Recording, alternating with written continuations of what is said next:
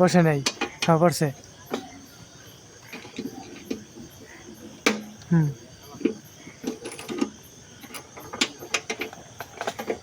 আগে সব কটা খুললে লন, আগে সব কটা খোলেন, পরে একটা একটা উঠলে একটা করে করো। তা করেন। থ্রি পিস আছে তো? থ্রি পিস শর্মাটা পুরিয়া তো এটা যা হইল, এটার পুরা লোট এটা উপরে চাপাই দেওয়ার না।